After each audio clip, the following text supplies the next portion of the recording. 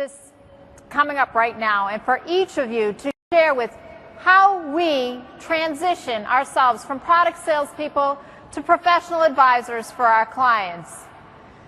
It might sound like a simple concept, but finding success in this profession requires not only hard work, but the ability to sell products. And most importantly, it requires heart and passion to make a difference in the lives of others. Each member of the executive committee was nominated and elected by our peers. They represent the very top leadership in MDRT. If you were to ask them today why they joined MDRT, they would all say something very similar: to network and to learn from the best minds in the business. We recognize that many of you today sitting here have just started out in the business, and we know those first few years can be very challenging. So I would encourage you to listen and take notes, because it is our hope of the 133 years of collective experience of this executive committee can help you build trust and grow your business. Before we get started, I'd like to take a moment to introduce you to my fellow executive committee members. This is an amazing group of individuals who are tremendously accomplished. Starting on my left, Julian Good from New Orleans, Louisiana, is MDRT's past president. He's a 28-year member of MDRT with 4 top-of-the-table qualifications and 3 court-of-the-table honors.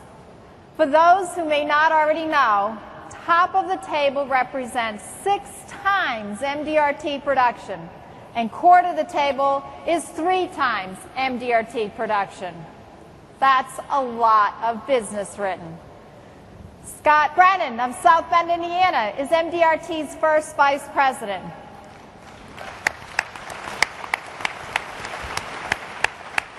Scotty, as we love to call him, is a 28-year MDRT member with 8 court-of-the-table honors and 1 top-of-the-table honor. To his right, Mickey Hosley of Norfolk, Virginia, is MDRT's first vice president and a 32-year member with 3 court-of-the-table honors and 8 top-of-the-table honors. And Caroline Banks of London, England, is MDRT's secretary and the newest member of our team. She is a 22-year member with 17 top-of-the-table qualifications. Woo! Each member of the panel will speak for a few minutes about what they have experienced in their own practices and with their own clients, followed by a discussion of lessons learned as we talk amongst ourselves. So let's get started, panelists. Can you each take a minute and share with us how you started in the business and where you are today? Thanks, Jen. It was April 1982. I was 26 years old.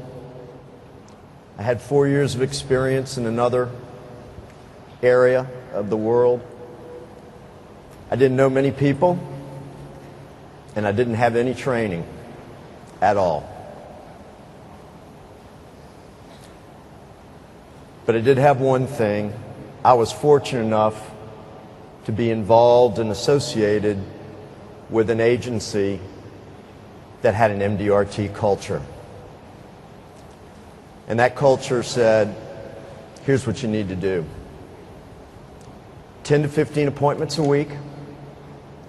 You have to build your business on referred leads. And you have to qualify for MDRT. Because if you don't, we will consider you mediocre. So I qualified in my first full year in the business because no way was I ever going to be mediocre. Thank you.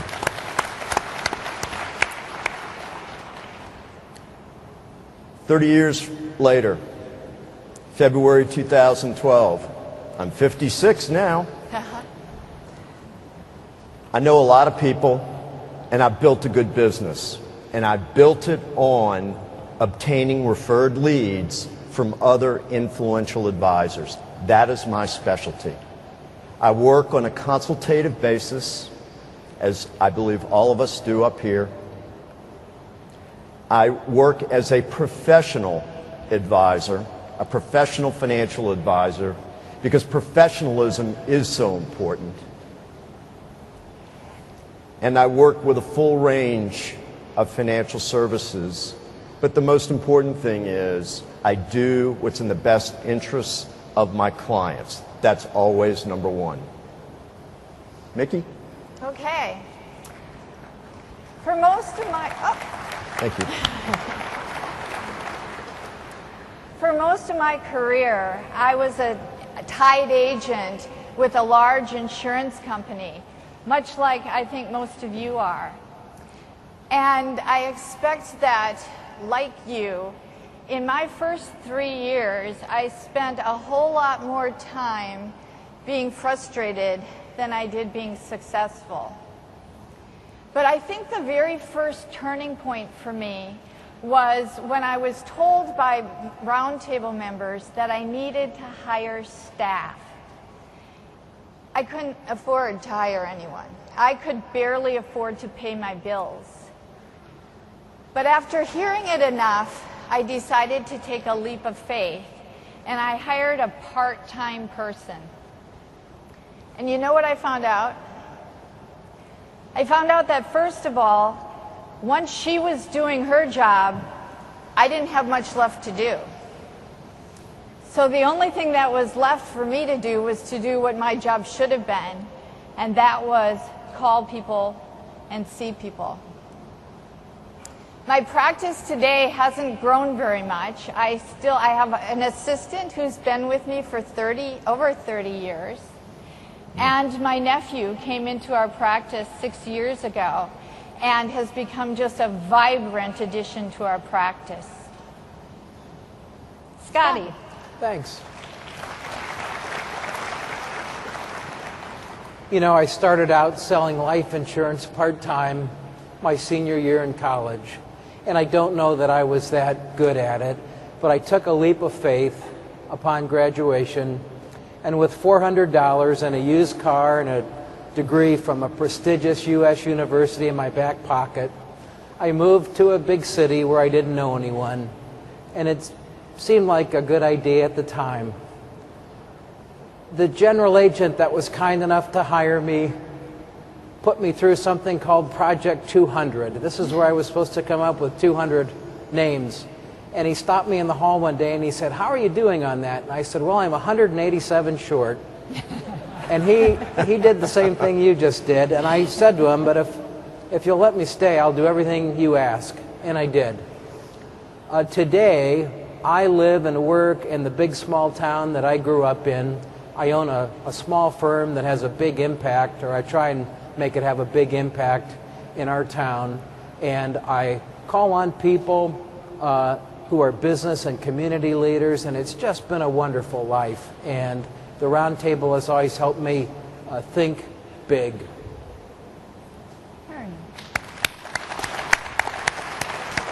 Caroline. I joined this business in 1986. I'd always had successful careers, but the job I was in was relocating. So I joined my brother's firm, which was an independent firm, but there was no women. So I was the brother's sister. I'd got no experience and effectively set out to teach myself. 1987, I nearly left the business because I just wasn't very good. I realized I needed help. For me, confidence needed building, and confidence for me came from learning. And I became very qualified quite quickly after that. But that gave me the knowledge, but it didn't give me the why. And I wasn't afraid to ask for help. Sometimes in life we're afraid to ask for help. don't, because there's always somebody that will help us. And what I did was ask a colleague, how can I improve? What do I do when I see a client? And he gave me an MDRT tape to listen to. And the tape was one of the MDRT legends, a man called Ben Feldman. And what he said was, make the calls, see the people. And that was my first introduction to MDRT, and it got me on my track. My business now is in central London. It's one of the most highly regarded in terms of standards. There's only 300 firms in the UK that can match our level of qualifications. I regard it now as a profession, not a business, and I've never looked back. Excellent. Since I have the dubious task of being the moderator, I will answer this question, and then I will put all of these guys on the hot seat by asking them questions. We did rehearse some answers, but I do have some surprises for you. I actually started in the business 30 years ago by answering an ad in the Boston Globe, which is our local newspaper in Boston, Massachusetts, in the United States. I had just graduated from college. I thought the ad was very appealing. It was for a marketing management trainee. It sounded important.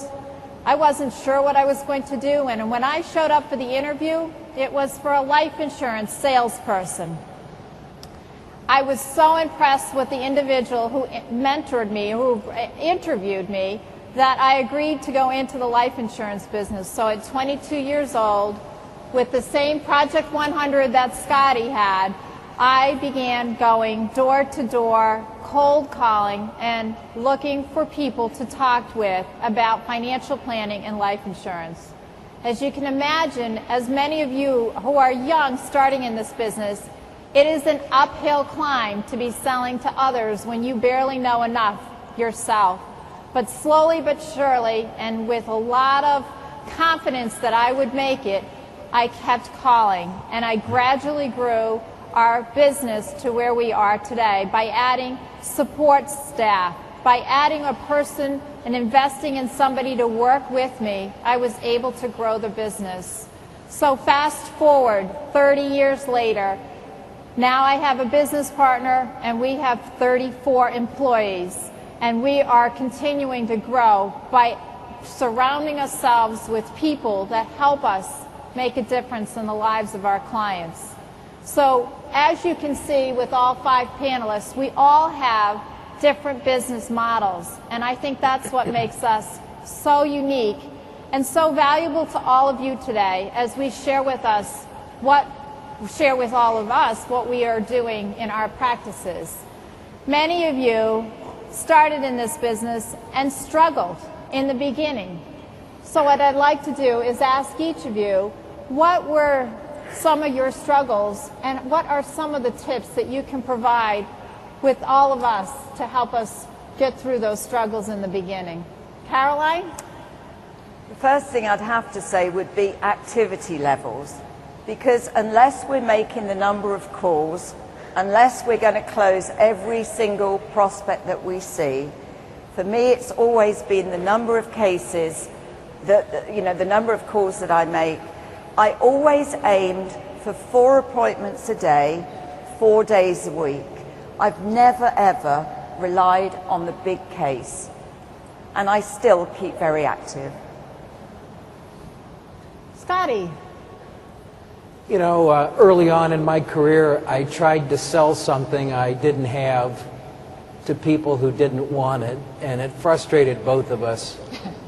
But everything can be taken from a person except their attitude. Your attitude will be the average of the 5 people you spend the most time with. And I made up my mind in my early 30s. I wanted to live a life that had meaning and significance, and I decided my attitude had to be in tip-top shape every morning when I went out the door. The Super Bowl was held in my home state last Sunday, and I read an article in the paper that said it brought $300 million U.S. to my home state of Indiana.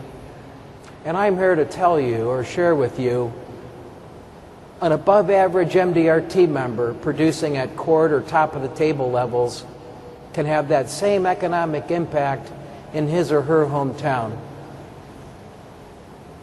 Julian. What was the question? Did you struggle in the beginning, and what kind of tips can you provide our audience about how to overcome those struggles? Let me ask the audience a question. How would you like to hire someone that didn't know many people, that was afraid to cold call, that had never had any experience, that sat in his office for 3 months before he had enough courage to go out on his first appointment? How many of you all would have hired that person? I don't see any hands raised. Okay. Well, that was me. That was me. And I was terrified, but I knew that I had found the profession that I wanted to go in, because I could build something from scratch. I could build it my way, and there were no ceilings. There was a great MDRT past president named John Todd, who has been deceased for a good number of years, and he wrote a book one time called, which you should read, it's called Ceilings Unlimited. And when I read that book, I knew that nothing was going to stop me. So, since I didn't know anybody, or I knew maybe 200 people, but they didn't want to talk to me, and I was afraid to cold call, I immediately learned how to ask for referred leads. I read about Al Granum's, about his system. I used Tom Wolfe's capital needs analysis. These are all legends in the business that I was fortunate enough in later life to meet. I did exactly that, and I did it for 5 years. And I made it, but it was all through hard work and working consistently and having a minimum of 10 to 15 appointments per week. Jen? Excellent. Vicki. Okay. Do you remember the question? I do, because I struggled a lot, so it's easy to remember the question.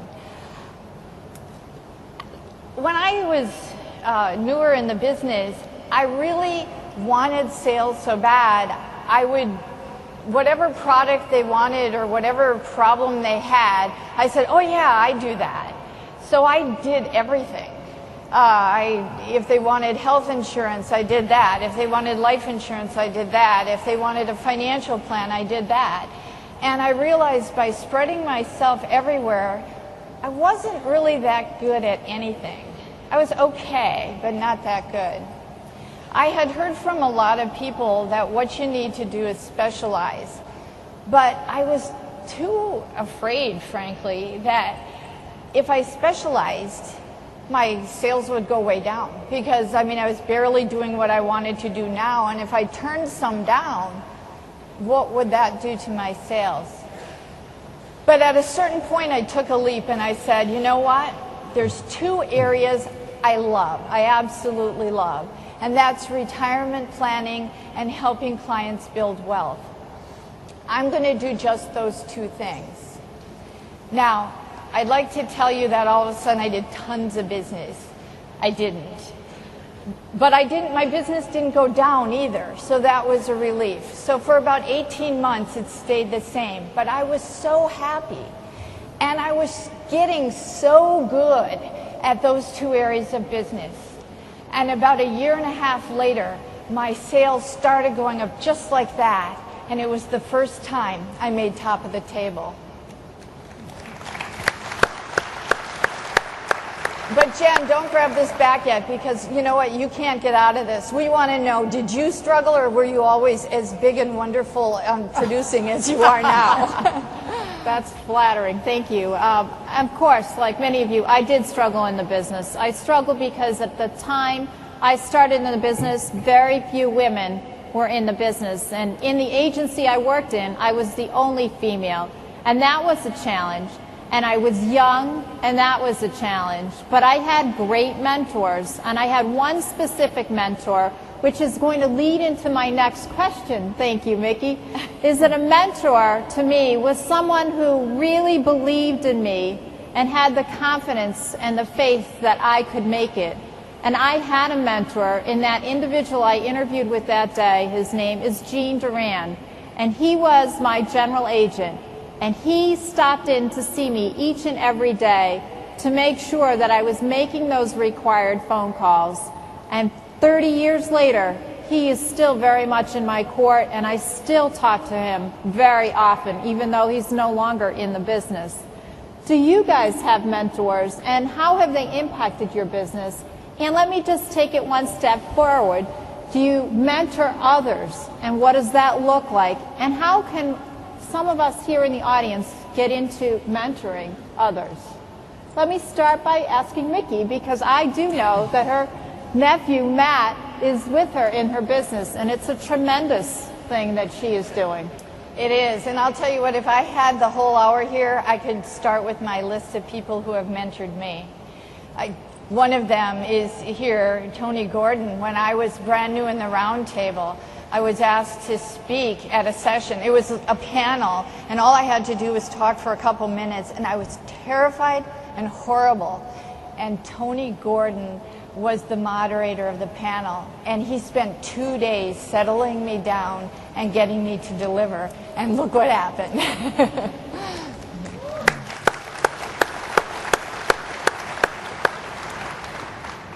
I think the best thing that ever happened to my practice was when Matt came to join me. You know, my nephew, I had no idea he was interested. He called me and he said, "How would you feel if I came to work with you?" And he had only been out of college for a year. And my first response was, "Oh my goodness, I'm terrified," because we have a very close family. And if he came to work for me and it didn't work out, our holidays would be horrible. And I never trained anyone. I'm not, unlike many of you who become managers, I haven't become a manager, so I was additionally fearful. But what he brought to the practice was this creative inquisitiveness. He brought this energy, and when I would do something, he'd say, "Why? Why are you doing it that way?" And I realized, I have no idea. He made me rethink everything we did. My suggestion to you is, if you don't have a young person in your practice with you, look for one. They will bring so much to your business. Caroline, do you have a mentor? Well, my first mentor was the one who took me out on joint calls. And if anybody is struggling, I do urge you to try and just go along and watch how somebody else does things. Sit quietly, write up notes later.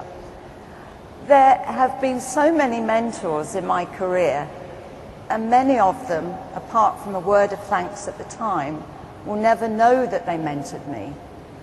Because mentoring to me sometimes it's a word of encouragement. It's a touch on the arm. It's just knowing when a mood is perhaps flat. So yes, I've had so many mentors. Scotty. You know, I grew up in a home that was big enough. I had my own bedroom, but it was small enough I could hear everything that went on down the hall in the living room. And every morning, my father would listen to an album called The Strangest Secret. A wonderful man named Earl Nightingale recorded this. It was the first album that ever sold 1 million copies. And if you haven't heard it, it's timeless. My dad was in the life insurance business, and he struggled a lot, and I used to encourage him. He's going to be 85 this year. He has Alzheimer's. When I'm home, I eat lunch with him every day. The first thing he says to me when we sit down is, "Are you having a good year?" I am an ordinary man who had extraordinary parents. I have always tried to encourage others. Not everything we do can be said with words, and sometimes giving someone a hug or a pat on the back or a note in the mail, the handwritten note, is a lost art. And I write 6 or 7 of those every Sunday night as a habit and send them out in Monday morning's mail. This business is too tough, and it's too demanding, and it's entirely too rewarding to go it alone. Everyone needs a mentor. Julian.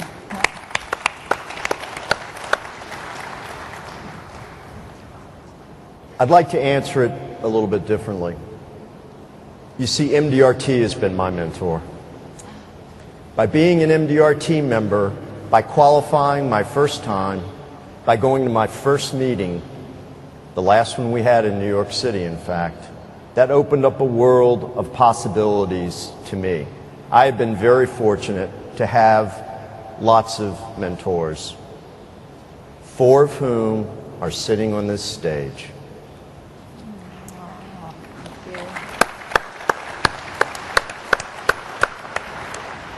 A few of whom are out in this audience.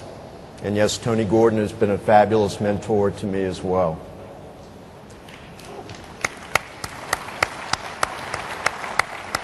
But I'll tell you why I talked about MDRT.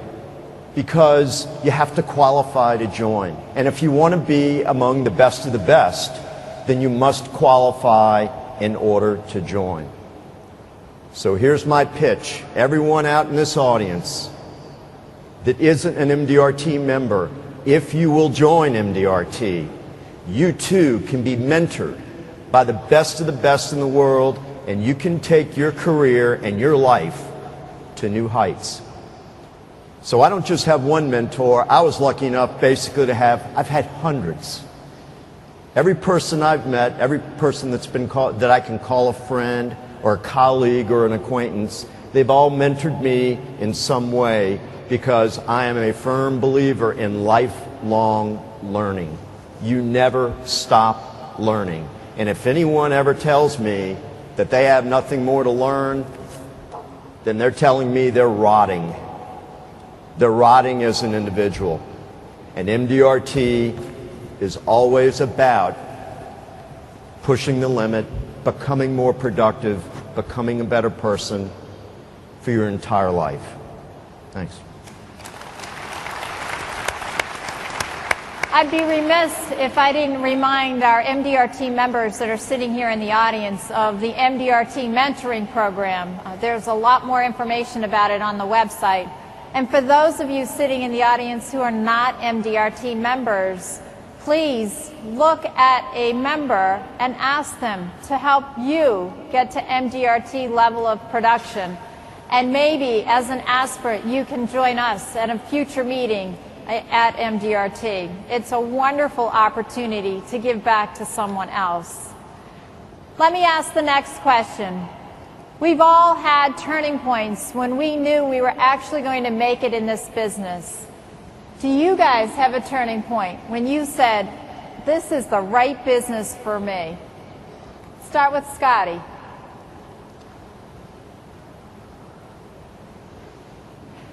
You know, I drugged myself to what was called a NAFA meeting. Actually, it was called at the time a NALU meeting. And I was fantasizing about throwing the towel in, because it was just a lot harder than I ever would have guessed.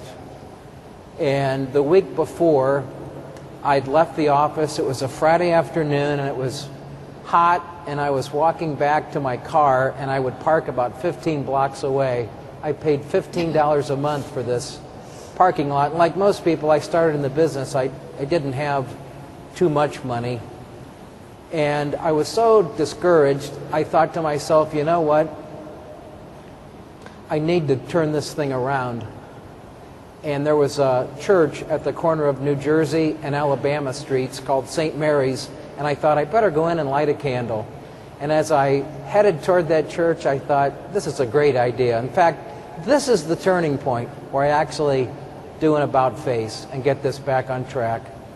And I walked up the steps and put my hand on the door, and it was locked.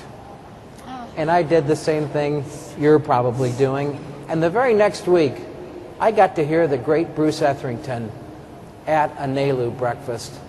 And I walked in there low and depressed, and I walked out of there thinking, I bet I can do this. I've had the privilege of speaking at almost 300 state and local meetings all over the United States, in fact, all over the world. And I always start the meeting by saying there's probably someone in this room that's thinking about quitting that shouldn't, and this message is for you. Thank you. Caroline? Working with my mentor, I got to my first annual meeting in 1990. And then I realized I'd got the knowledge to get me there. I'd got just enough production to get me there. I hadn't yet found the why to keep me there. But at that first meeting, I realized we have so much to do, that our clients need us. There's only us that can protect them and their families. But it was also, in 1990, a bad economic time. Yeah, we've had them before. And I thought my success at MDRT was going to be short-lived. But then I heard a speaker whose words had such a profound effect on me. I thought he was just talking to me. Because he said, I don't care how bad it is. I don't care how bad it's going to be. Somebody out there is doing business. Why shouldn't it be you? And that set me out on not working in this business. It set me out on a mission. And within 2 years of that meeting, I made my first top of the table. And she's made 16 more after that, so she's obviously doing something right. Julian, can you share with us? When I went in for my first interview with the then general agent of a now departed life insurance company, I thought that it would be another 30-minute meeting like so many other interviews had been. And I went in at 4 o'clock on a Friday afternoon, and I thought, well, what's another half hour talking with someone else? And I didn't leave that night until 10 p.m. I sat with this gentleman for 6 hours. I didn't even go to the restroom, neither did he. If I wasn't going to go, neither was he. And I was absolutely transfixed and transformed, because everything that I heard this gentleman say, I thought, this is it. This is what I've been finally looking for. So, in order to answer the question accurately, I knew from the very first interview that this is what I was going to do. I didn't know how hard it was going to be, but I wasn't ever going to give up, no matter what. This is what I was going to do. I had made that decision. And as many of you in your lives, once you make a decision and once you put your mind to it, you can achieve it. Guaranteed. It's not a dream. It can be a goal, and you can guarantee it. You've got 5 individuals up here. All of us have done it in different ways. All of us have achieved things at different times in our lives, but every one of us up here, and I would say all of us in this auditorium, the reason we're here is that we overcame that fear of failure, and that you don't ever give up. If you love what you do, as Keith Abraham said yesterday, if you love what you do, then there's no way you can't achieve success.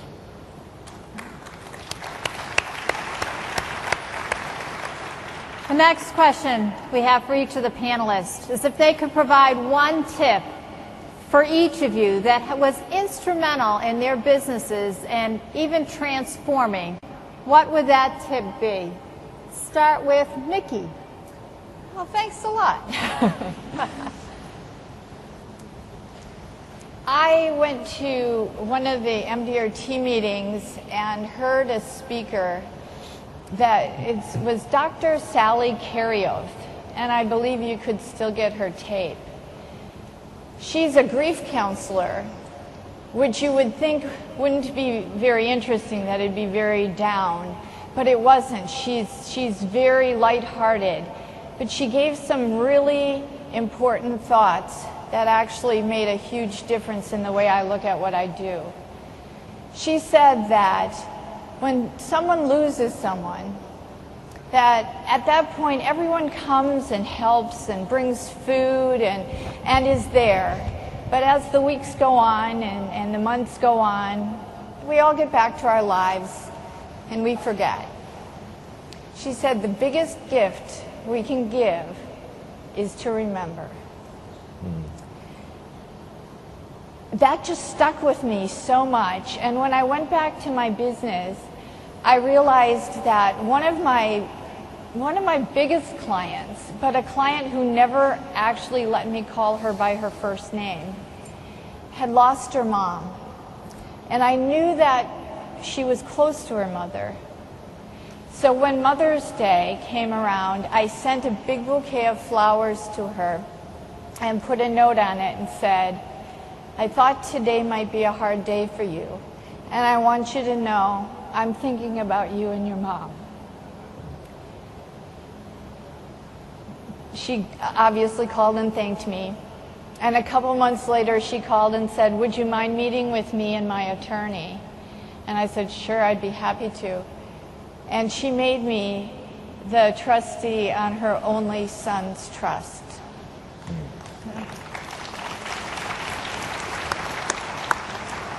It's the little things.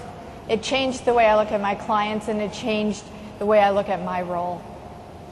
Caroline. I think the simple answer would be to under-promise and over-deliver.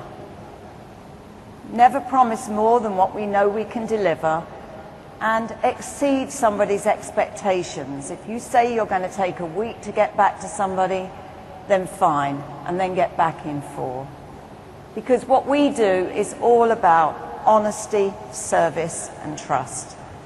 And I think if we under-promise, over-deliver, it's a tip that would work for everybody in this room. Scotty, would you like to share with us? You know, I've written life insurance on a garbage man, and I've written life insurance on the CEO of an American Fortune 100 company. I had 5 clients die last year. I've had over 60 clients die in my career. And if we were sitting down this morning over a cup of coffee visiting, I would tell you, go out and write at least $1 million of term insurance on every client you have. And in 10 years, when that term is over, I would suspect most of those people are going to be in worse health than they are today. And when that takes place, you're there and you can help them. I've written hundreds of millions of dollars of term insurance, and I keep track of it in a pretty unsophisticated way with notebooks. And every year I have automatic sales from that, and clients appreciate it, and it's a wonderful way to build strong relationships. Thank you. Julian. Thankfully, I have an easy answer, or at least it came to me easily this time. Actually, there are 2. One was one of my very first MDRT meetings, where I heard a talk given by a past president of MDRT, Reggie Rabjohns, and he spoke about the agent as a business person. And it's something I had always felt, but I just didn't know how to get around it. And for the first time, I actually heard somebody that I felt like was talking to me. And since that moment, that totally transformed my business, because you see, at that time, I decided I was not just a product salesperson, I was in business. I just happened to choose the life insurance and financial services business as a profession. I could have done a lot of other things, but this was my chosen profession. And I would urge all of you in the audience, all of us, to look at what we do as a professional calling, because it really is. The second was I went to a talk, an evening session. You see how much MDRT has kind of meant to me. It's where I learned everything. I went to an evening session and I heard a talk by one of our longtime members. His name is Jim Pittman. He's a good friend. I know of Scotty as well. Jim Pittman spoke about how he developed almost his entire business by developing a referral source from meeting and growing relationships with other influential advisors. That was probably 20 years ago. I built my business on that, and that's the way it generates income for me today. So 2 talks. All it took was attending an MDRT meeting. Thank you, Julian. In our office, we have a motto. It's called Meet, Exceed, Wow. And we are always looking to create the wow factor with our client relationships. Very much similar to Caroline and Mickey's tips they shared with you. We are looking for touch points, whether it's a handwritten note, it's a birthday gram, it's flowers on a special occasion, or it's even just inviting a client out to lunch.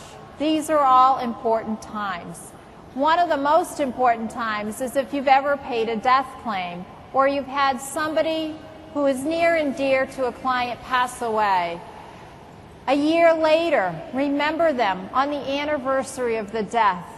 It is such a hard time for that family, and the fact that you've remembered them on the anniversary of their loved one's death is really very touching and very genuine, because you care. When you show you care, they will appreciate and want to do business with you. We have all learned that people buy from you because they trust in you and they believe you are doing what's in their best interest. So tell your clients how much you care. Show your clients how much you care. And that would be my one tip, because in our office, I would say we do that pretty well. And that is an important factor for us, is that we're always looking to have the wow factor with our clients. The next question I have for our panelists this morning is if there is a specific tool or a piece of technology that has been particularly helpful to you in your businesses. Julian? A phone. A phone, okay. Caroline? Well, information technology obviously is huge in the business, but I was once told I'd got no mouse control. So what I did was find a great IT man, and because they're in huge demand, I married mine. But technology, sorry, Danny. Technology is huge, and right now, my current favorite tip is the app called Dragon Dictate, because it records and types straight away exactly what it hears me say. So instead of longhand writing of things, I can just do bites wherever I am. And it learned my voice pretty quickly. So that's my favorite toy right now. Can I come back to it? Did you think of that? I was, Caught off I guard? really I wasn't joking. Okay. Here's the thing. When I said phone, we've always had the use of a telephone. It hadn't always been a cell phone, but a telephone is a means of communication. But frankly, the very best technology that any of us have is our voice. That is your best tool of technology. Because if you don't have a voice and if you don't use it, then you cannot build a clientele. If you think you can build something by using technology, by emailing people and never talking to people, then my friends, you're missing out on the most important technology that you have at your disposal, and that is your voice, because it's what makes you unique. So to me, that's the most important technology that I have. Vicki? Okay, that makes me mad because that was really good. Oh, come on, Mickey. You can. And the thing is, I love technology, so that it's more of a problem. Well, you love charts and graphs. I love charts and graphs. I love visual stuff. Are you an analytical? Maybe. Yes. I'm going to do two, okay? In our office, because I love visuals, we have a big drop-down screen and we project pictures, visual charts and graphs on the wall for our clients. And they can see in their retirement, they'll see this chart and then they'll see this area of red. And then we try different things and say, how can we get rid of the red? And the people really want to get rid of the red. I mean, every time the red comes up, they go, no, no, what else can we do? And then they change an assumption and get rid of the red. And they'll never let us email them a copy of it if it has any red on it. So that's one of the things I do. The other is, how many people here use multiple screens? So for your computer, you've got like 2, 3, 4, I've got 5 screens. How many people have multiple screens?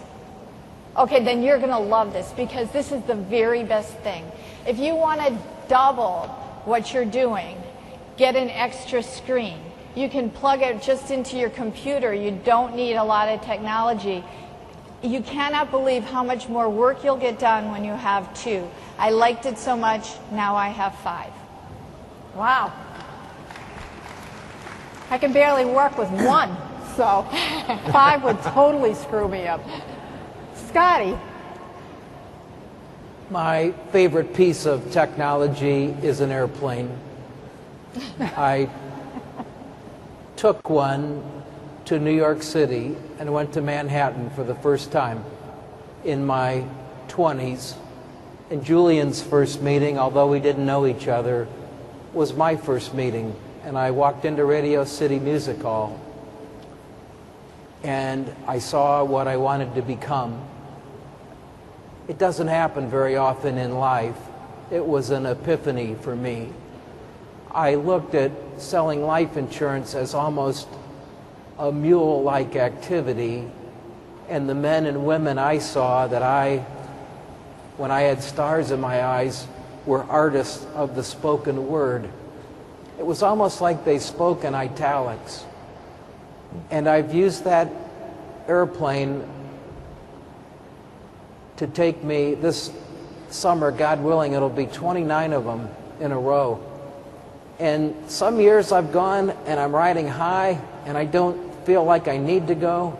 And some years when I go, I can admit to you I'm tired and I may not have the confidence I really need. And I always go home a better business person and a better father and a better husband and just a better human being. Caroline. If I could just add on technology, the place where I feel in my life there's no room for technology is in a fact-find meeting. I don't want to sit in front of a client filling in boxes on a laptop. I want to be sitting there with a blank sheet of paper. I know all the hard facts that need to be gathered, but I just want to sit there and look at somebody's eyes. I want to look at, say, what are they not telling me? And what's keeping you awake at night? And a laptop will never do that. Great. I am the least technology efficient person you probably ever want to meet, but I do surround myself with some pretty good people that keep us together in the office. And I have 2 really quick tips for all of you. One is Google Alerts. If you're not using Google Alerts now, you should use Google Alerts. This is a free software program where you can put in your clients' names, and every time their name appears in the news or there is something about this client in the radio, TV, newspaper, you will receive an alert in your inbox. And you would be amazed. Each Google alert that I receive, it gives me a tip of what's going on with the client, and I can send out a note. So Google Alerts are really very effective. The second thing that we do quite a bit in our office is LinkedIn.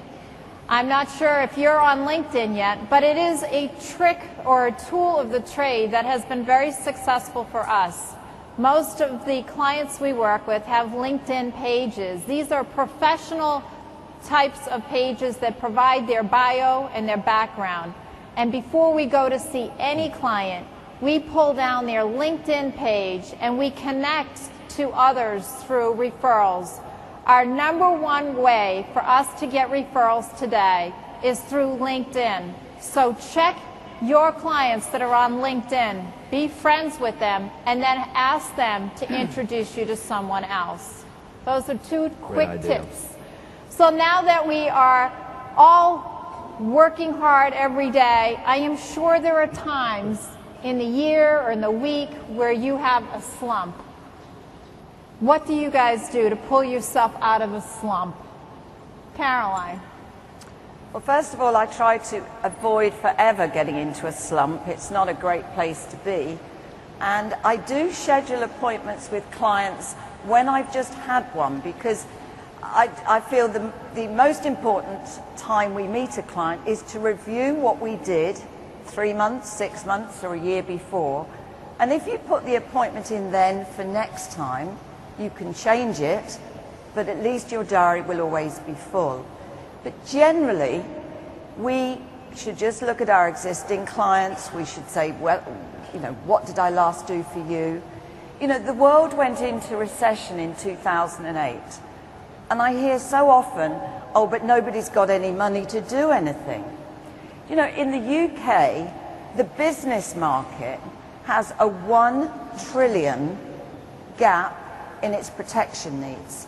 And over 400 million of that is through debt. Now, if we could just look at our figures in our own country, these are little businesses that owe the banks money. Do we think the banks are prepared in this climate to be tolerant if somebody's ill?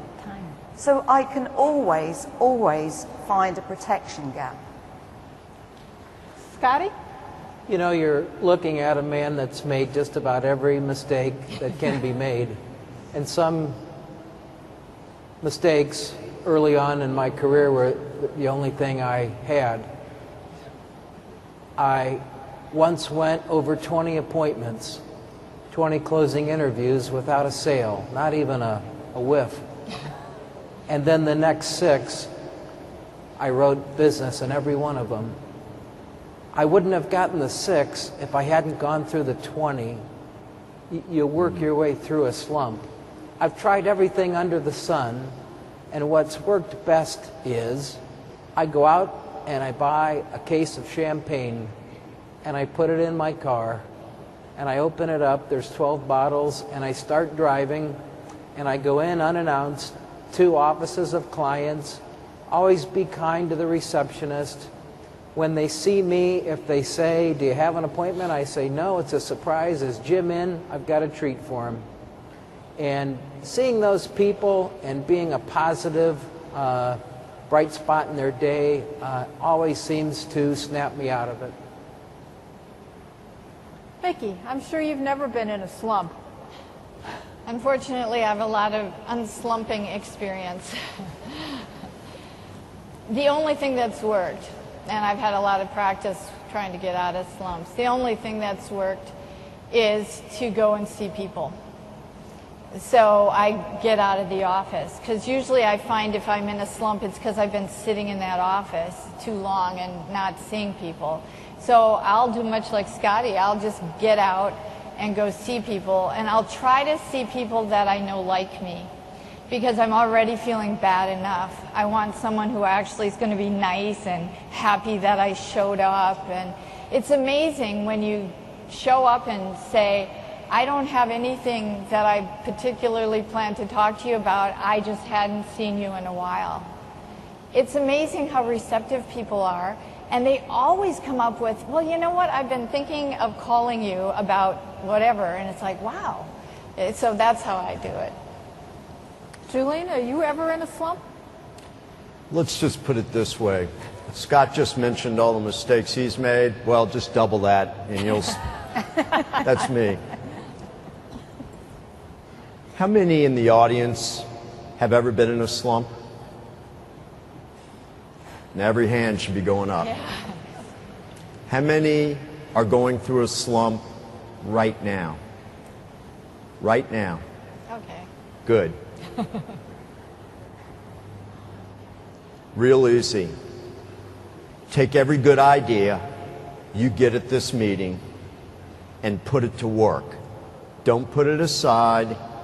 Implement it into your practice immediately, and you'll see change.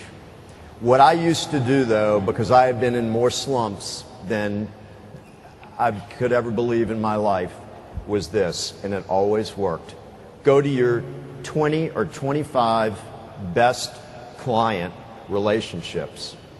Call them, go and have lunch or breakfast with them, and tell them you need their help. Tell them, I need your help. If you've got a good relationship with them, they're going to give you help. And the help you want is referrals. So figure out what you want to say. Figure out the types of referrals you want and go ask for their help. But take them out to breakfast, take them out to lunch, take them to a coffee break, get them out of their office. People want to help you. If they like you and you've done a good job for them, they want to be helpful because they want to make sure that you're around for as long as they are. Because why are we doing this? Isn't it a career? Isn't it a professional career? Isn't it something that you want to do, that you love to do? Well, sometimes when you love to do things, everything just doesn't go right. So ask for help, and it will work. It worked every time for me. And there have been a lot of times.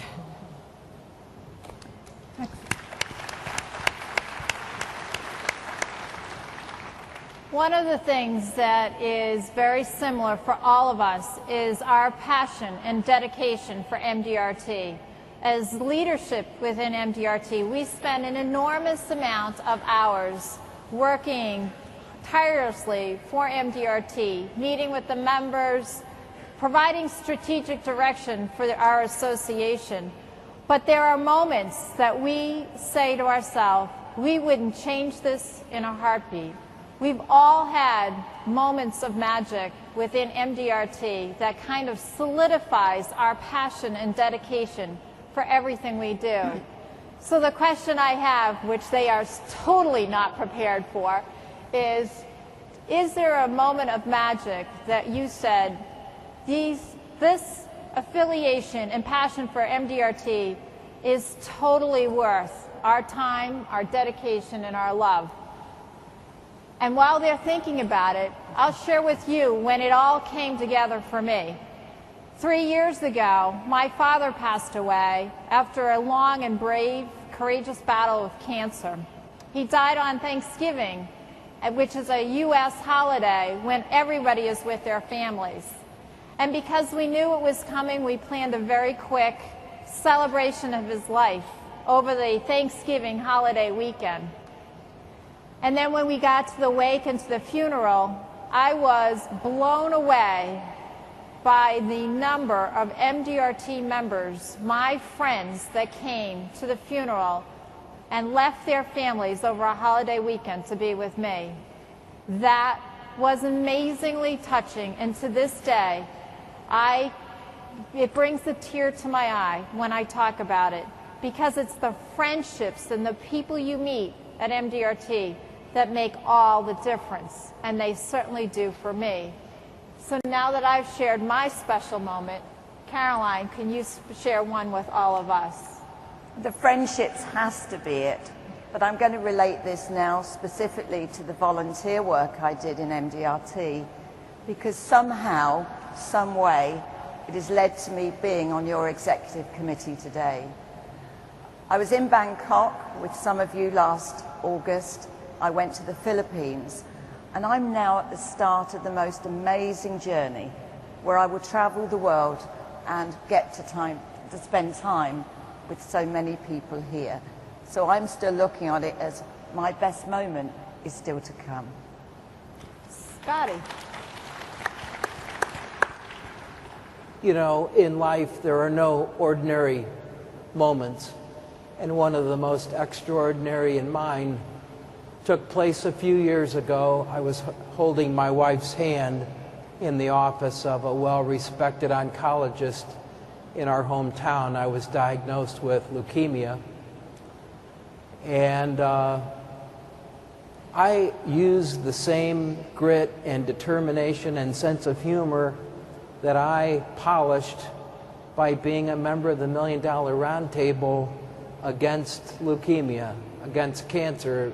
Being a cancer patient isn't who I am, but it sure helped me become who I wanted to be.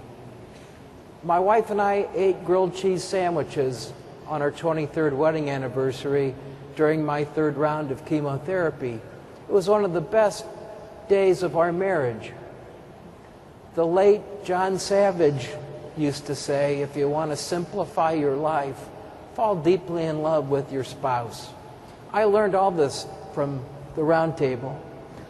I'll close by telling you, the people you see up on this stage, this isn't a team of greats. It's a great team. And being part of it is one of the most glorious responsibilities I've ever had in my adult life. We really feel strongly about each other, and it is an honor to serve you.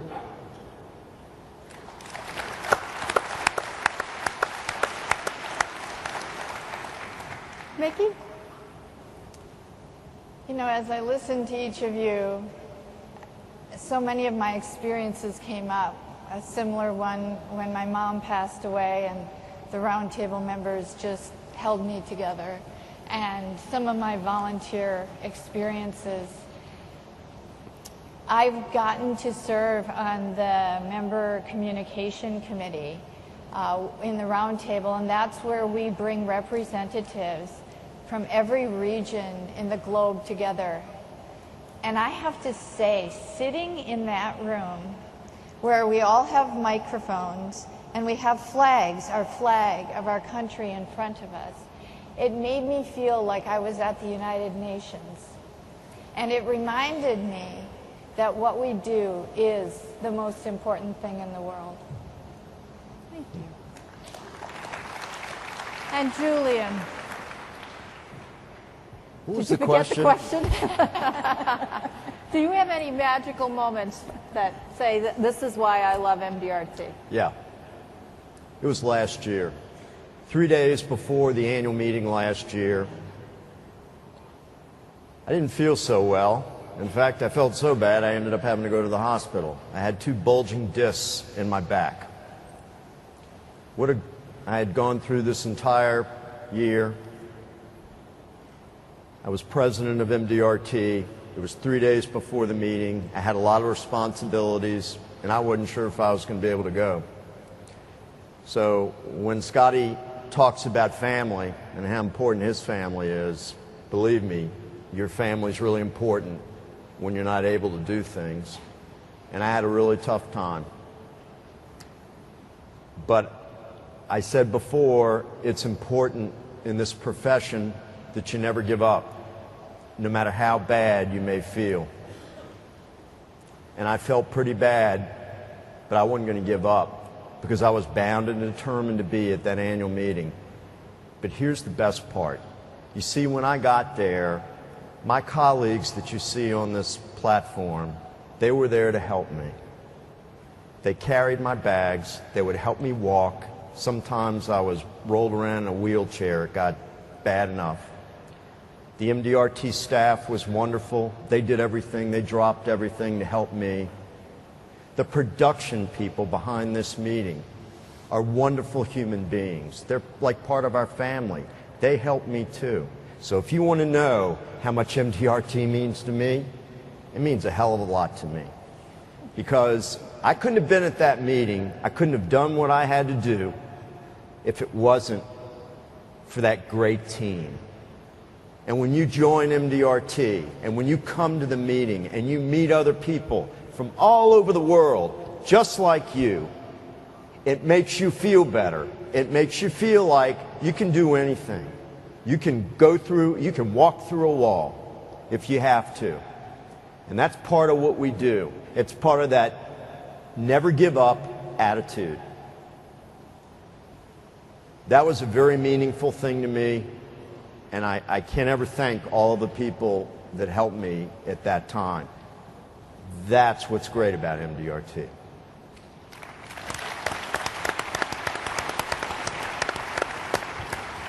We are close to finishing up today, but we have one last question, and that question is something, again, we're not prepared for, but if your son or daughter were entering this business today, what one piece of advice, real quick piece of advice, would you give him or her, providing them advice to enter our career? Scotty, who has two beautiful daughters. I do. There's no room for mediocrity. Do your best. You get one chance. This isn't a dry run. You get one chance to be you in this life as we know it, and no one is promised tomorrow. Make as much happen as you can today.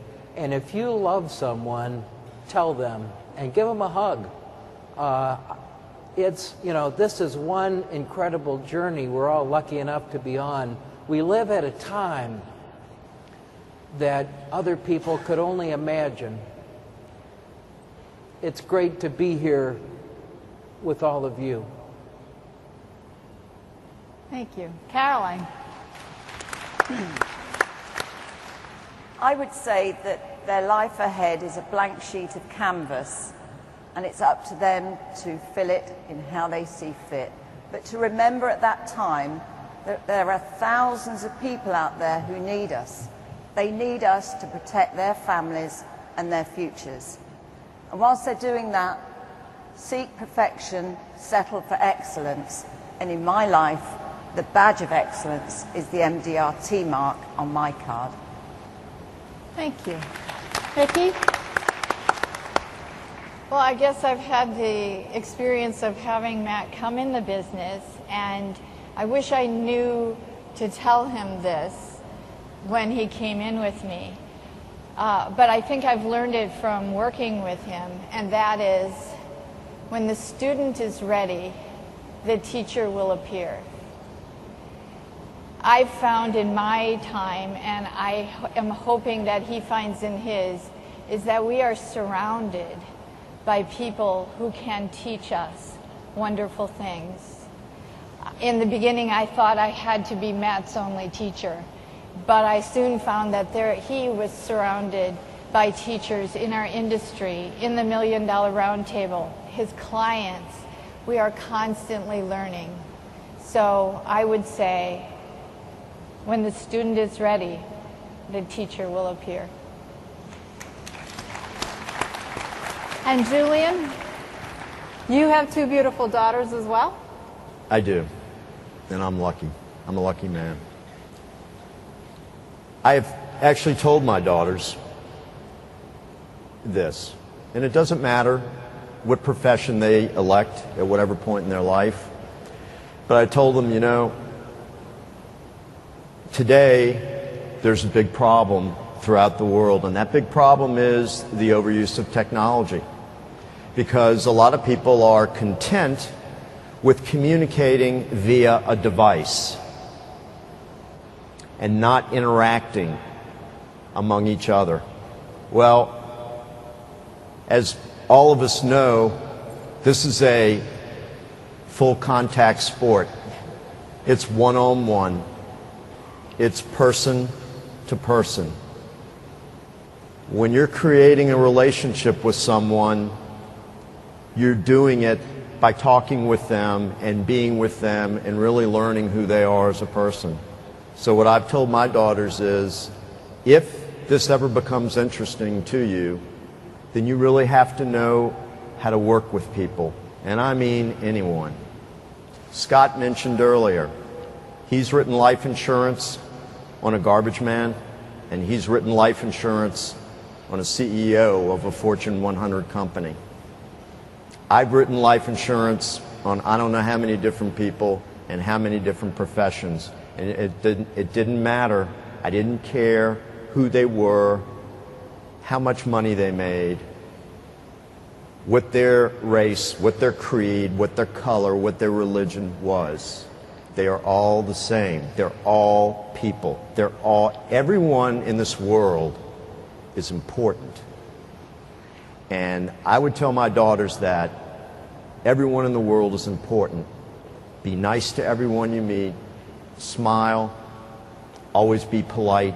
It's the simple things that we as parents should be doing for our kids. Because if they know how to do that, there isn't anything they can't accomplish. Great.